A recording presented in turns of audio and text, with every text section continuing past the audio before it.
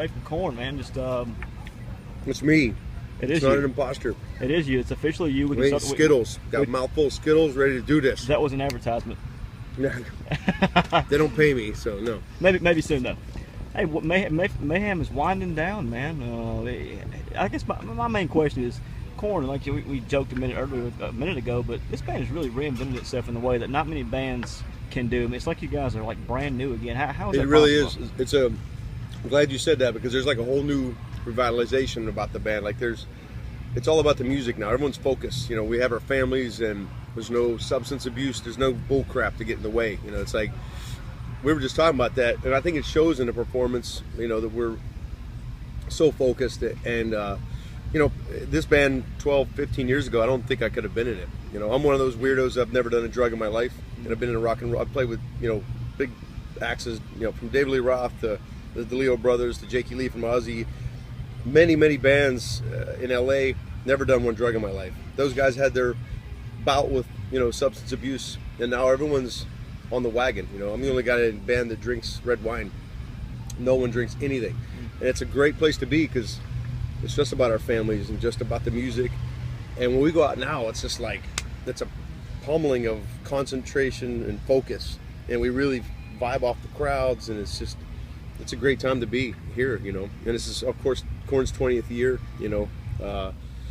That's a long time for a band, you know. Everyone knows it's a hard thing to keep going, you know. So October will be starting my 8th year in the band, so if you'd have told me 20 years ago I'd have been in Korn, I would have laughed in your face, you know. Yeah, but now it's like, it's just cool.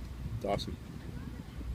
Fletch with Local X Radio, the new CD, The Paradigm Shift's doing extremely well. Hater especially is doing great on the rock charts, what's left of rock radio. Yeah. Have you guys seen a dip with just terrestrial radio and rock radio, and just the support that you used to get, and just the whole way, the whole industry's changed? Yeah. And you guys have been around long enough to see the paydays. Thanks.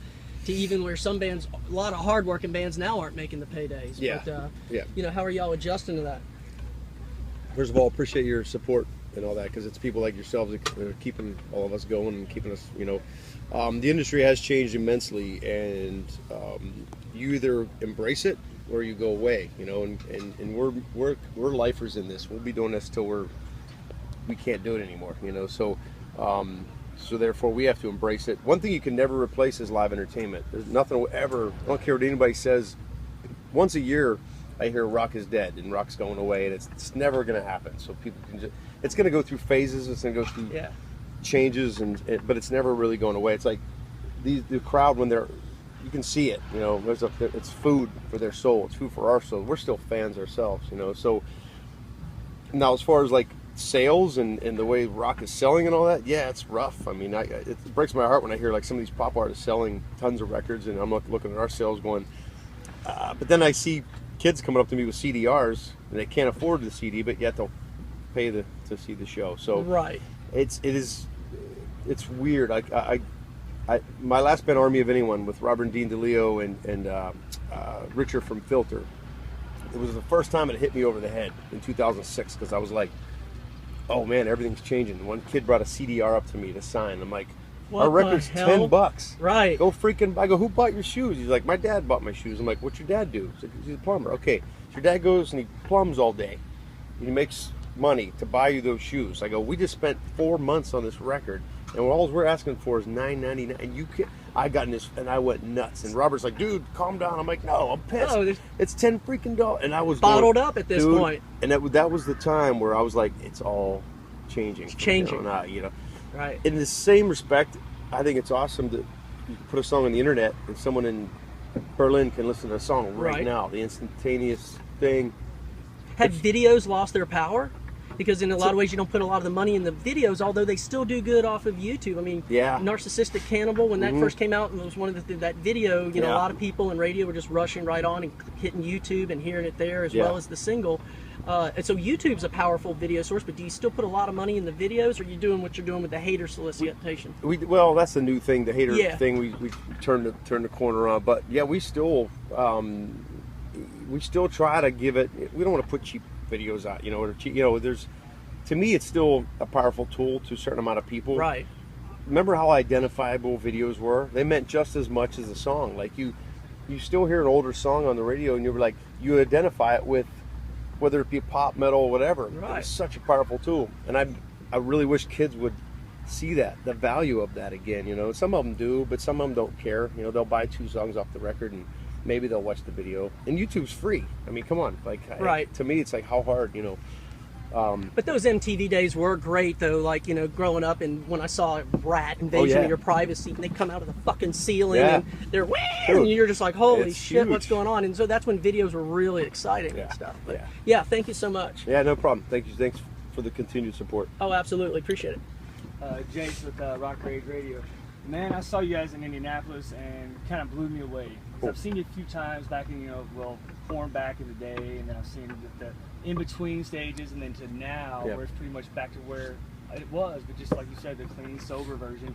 And it tripped me out because, usually you go to shows and you expect to get your head rocked off, But I had totally other emotions at that show that I had never had at a rock show before, and one of them was the fact that the kids were on stage, and that totally it was like a very heartfelt moment for me.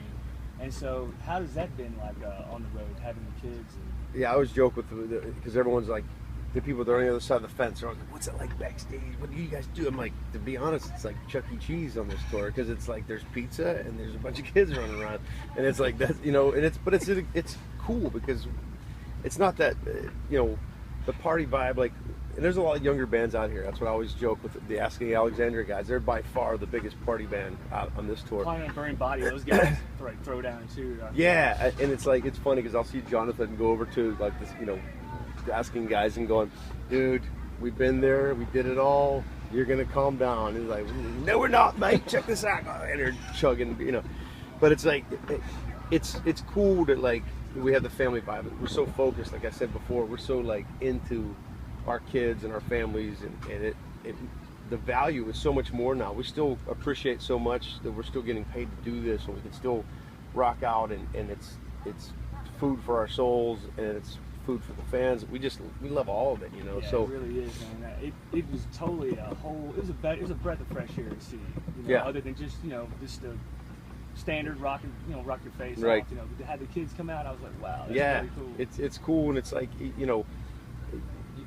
some people don't think that's metal and it's not rocky, but you know what, it's like it's where we're at right now, and I think we're already talking about the next record. We haven't even toured the Paradigm Shift, so it's like, that's why we put the the live edition out, because we keep writing songs and keep recording. So we had Hater and The Game Is Over. That was meant for the Hercules soundtrack. The Game Is Over, and we missed the deadline, so that's why it sounds like this big, triumphant, powerful, like smashing building kind of song. But and then what's the third song on there? Die Another Day was written for the original Paradigm Shift, didn't make the record, so we thought we'd put that on there with some live stuff, repackage it, and kind of put it out there. And I don't know why I'm mentioning that over the kid thing, but it just was on my head. It's all so good. I'm just throwing it out there. Yeah. Random question, but I'm asking a lot of guys, kind of doing a story based. And there's a couple guys here that lead singers like Miss May, I think, consider themselves Christians, call themselves Christians, and Brian the same way. Why do you think in music that seems to define people in bands, and other things it doesn't, like restaurants, movies, it doesn't really define people? Why in music, you think? That's interesting you say that. I don't know. I mean, I think because it's you do have a voice when you're in a popular or famous function. You know what I mean? If there's something that's going to spread the word around, and when you have a microphone in your hand and you have the voice to project over tens of thousands of people at a time, it can be a powerful thing, although it's a personal choice. Everyone has their own thing they believe in and whatever. I was raised complete Christian, like on a farm in Pittsburgh in the middle of nowhere, and then I moved to LA. We were just talking backstage with the Islander guys about this, because we're fans of them now. I mean, that's a new band that they're just killing it, and we were talking about the whole, like, why are some people Dianetics believers? Why are some people, all the deep end Christian Science? I have a buddy that's diehard Christian Science. I don't even know what that is completely. It's just like, and then nobody does. Yeah, when I went to music school when I was 18, I had to walk past the L. Ron Hubbard Dianetics building, and they'd always ask me, like, you want a free personality test? I'm like, what? And I just, hey, you know what? Whatever you're into, it's all what you're into. I mean, it's great that head and feel he turned themselves around and found God, and that's their outlet, and it's a great thing. You know, I mean, they were headed down, especially Head. He was really going down some wacky paths. You know, that could have led to death. You never know. I mean, we all know the stories. You know, from the famous people dying, and so I think it's a great thing to be in. It's awesome to see a freaking like a Bible sitting on this. You know, I was I'm on a bus with myself, Reggie, and Head share a bus with some crew guys, and it's awesome to like see a Bible instead of like a porno sitting on the or any of that. You know, it's a really great feeling to. So, you know, it's.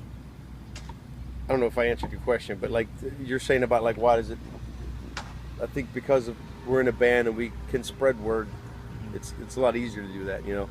Because a lot of people don't have microphones that work at a restaurant or what, you know, they can only express their opinion to strangers or to their family, but it doesn't really get out, you know. But when you're in a family, Korn sold 38 million records, they're going to cause a stink somewhere, you know. And I think it's scary because the older records, when Jonathan's screaming about his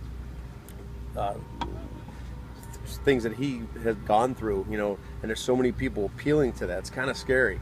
When you appeal to the masses like that, and there's so many, you can see the kids in the audience, just like the angst on their face, and you know, they come up to Jonathan like, "You saved my life. You know, if it wasn't for your record, I was really considering suicide." And it's just like John's just like, "Wow, like, what do you say to that?" You know, but that's how powerful music is. You know, it's like, and there's like, it cracks me up because some of the like this quote satanic bands or whatever, some are really into it, and some are just like trying to be as heavy. It's all for show. Yeah, it's all for show, and they try, you know, where else can we go? I know, yeah, we love the devil. And it's like, no, you don't. It's like, yeah, it's like, we're gonna kill a sheep right in front of you. Cool. Like, who cares? You know, so, I don't know. When you, where's home? Well, I'm from Pittsburgh, and lived in LA for 26 years, and we just moved to Nashville. So we're like, so you're right up the road now in Nashville. Yeah, yeah. You're gonna like it. I'm one of you guys now. Yeah, now you're part of us. But the tour bubble, when you come out off the road, you know, the tour bubble, is there an adjustment period for you when you get back? And you know, I mean, the tour bubble, you're in it, and people are, you know, the rider, the whole nine, and everybody's around kind of kissing your ass in some ways, but in a way you get back and you walk into Walgreens and they don't, you know what I'm saying?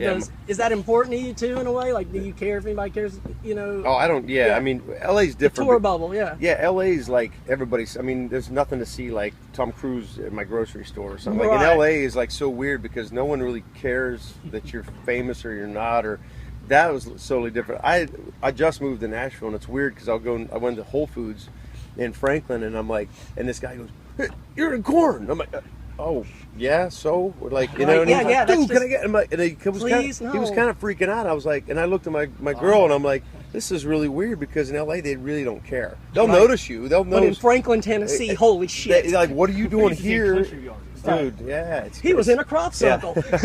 Totally. And my buddy from Offspring, Pete, he's a good friend of mine. He just moved to Nashville as well. There's a bunch of rockers there now. Mick Mars, Really? Mick Mars moved to Ben Folds lives up the street from me. Like all these like rockers are moving there now. So. Sharon Tate was there for a while. Not Sharon Tate. What's the? She said stay there. That's really not the murderer. Forgot her name. Fuck it, scratch. But it's I just went home. Like I flew from Virginia to Nash yesterday. And then the day before, we had a day off, and then I drove my own car to the Atlanta show because it was 3.5 hours, and that was weird being home because, like you said, you're in you're surrounded, you're in this every day, different hotel room, you're in your bus, but it's like I wish I could do that because it really recharges your batteries. You go home, you chill out in your own bed, you know, you get to just to get away from everybody. Feels good. Yeah, it does. It feels like a normal day of work in some ways. Then you're like, all right, I'm go back out. Yeah. I fully get why a lot of the Nashville country artists do. They call it the weekend warrior thing, where they go out from Thursday through Monday because they can be with their families Monday, Tuesday, Wednesday, and sometimes Thursday. And that's my friend Rich Redmond, who plays for Jason Aldean. They do that all the time. It's only weekend touring things. They come back with their family. And I'm like, that's brilliant. I hope some of the rockers start getting that game on. That'd be awesome, you know. Yeah. Nashville, you should see Jack White, Tom Petty. Jack White's in Bruins a lot. Kip Winger, come on. Yeah, Kip. He does. He lives there. Right. Winger. Glad he saved his money. Yeah, right. Right. He was real pissed off about the whole Beavis and Butthead thing for the longest time, and funny. then I heard an interview with Mike Judge saying they finally. Yeah, he does. Yep. forgive him or something. Yeah. Some of those rockers got into soundtracks. I know Paul Taylor, the keyboardist from Winger, he's making a lot of dough because he writes for movies and other artists. And that singer for what, Presidents of the United States, or that band, remember the Lump and all that back in the 90s. He's doing all the stuff for sound for Cartoon Network. There you go. Doing a lot of their, like, that's why you hear a lot of their riffs are kind of heavy in the background and different things. I saw the singer from Devo, Mark Mothersbaugh, on my kid watches the Nick Jr. thing, and he's like, I'm Mark Mothersbaugh. I'm like, wait, you're the singer. You sing Whip It. He's doing Yo Gabba Gabba. Yeah, my kid watches that. Yeah. He draws. He's like an artist or something. Crazy. But people got to be smart with their money, and I'm assuming you're being smart with your money and doing what's right. And, you gotta kind of. I've lived a very rocky career. Like Korn is an exception because they 5 kids from Bakersfield had this vision, had these like. They didn't know what they were doing, but they hit, and they had something that appealed to the masses, and then they kept blowing up, and they got bigger and bigger, and they kind of stayed on this wave.